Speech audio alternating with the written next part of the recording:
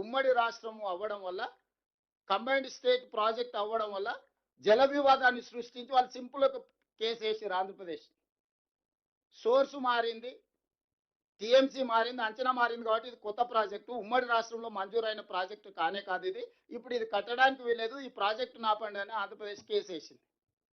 Andhra Pradesh case వేయడంతో తెలంగాణకు notice ఇచ్చారు. అయ్యా నువ్వు శ్రీశైలం బ్యాక్ వాటర్స్లో పాలమూరు రంగారెడ్డి ఎత్తిపోతలు కడుతున్నావు అంట కదా 90 టీఎంసీతోని, ఎట్లా కడతావు నువ్వు, నీకు లేనే లేదని. వాస్తవంగా కంబైన్డ్ స్టేట్లో ఇచ్చిన ఏ ప్రాజెక్ట్ అయినా సాఫీగా జరగాలి అని పునర్విభజన చట్టంలో ఒక అంశం పొందుపరచుకోవడం జరిగింది. ప్రాజెక్ట్ వైజ్ అలొకేషన్ ఒక ఇష్యూ అయితే, కంబైన్డ్ స్టేట్లో శాంక్షన్ అయిన ప్రాజెక్టులని అబ్జెక్షన్ చెప్పడానికి వీలు లేదు అని చెప్పి కృష్ణా రివర్ మేనేజ్మెంట్ బోర్డును ఏర్పాటు చేశారు దీన్ని అమలు చేయడానికి. కృష్ణా రివర్ మేనేజ్మెంట్ బోర్డు బాధ్యత ఏంటంటే సెటిల్ అయిన వాటిని అమలు చేయడం. వాళ్ళు సెటిల్ చేసే జాబ్ వాళ్ళు కాదు, పంచాయతీ తెచ్చే పెద్ద మనిషి కాదు వాళ్ళు. పంచాయతీ తగిన వాటి మీద అమలు చేస్తారు. ఈరోజు కృష్ణా రివర్ మేనేజ్మెంట్ బోర్డు ఏమంటుంది, మీరు అపెక్స్ కౌన్సిల్లో, మీ చంద్రశేఖరరావు గారు అపెక్స్ కౌన్సిల్లో ఉమాభారతి గారు మంత్రి ఉన్నప్పుడు చంద్రబాబు నాయుడు గారు చంద్రశేఖరరావు గారు హాజరై 512 టీఎంసీ ఆంధ్రప్రదేశ్కు, 299 టీఎంసీ తెలంగాణ వాడుకుంటామని పంచాయతీ సెటిల్ చేసుకున్నారు.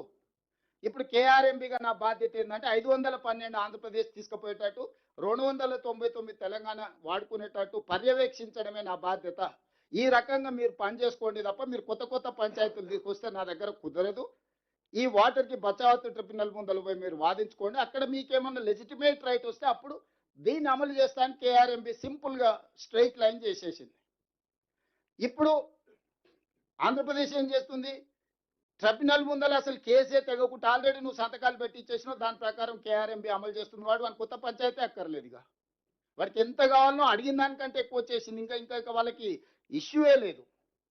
కానీ చంద్రశేఖరరావు ఏం వాదించాల్సిన అవసరం ఉండే, అంతర్జాతీయ జల విధానంలో పరివాహక ప్రాంతాన్ని బట్టి నీటి కేటాయింపులు జరగాలి. పరివాహక ప్రాంతం తెలంగాణకి 71% ఉంది, ఆంధ్రప్రదేశ్కి 29% ఉంది కాబట్టి 555 టీఎంసీలు మాకు ఇవ్వాలి, మిగిలినవి ఆంధ్రప్రదేశ్కి ఇవ్వాలని ఫస్ట్ తెలంగాణ రాష్ట్రం వచ్చిన తర్వాత అపెక్స్ కౌన్సిల్ మీటింగ్లో చంద్రశేఖరరావు ఈ వాదన వినిపించాల్సింది.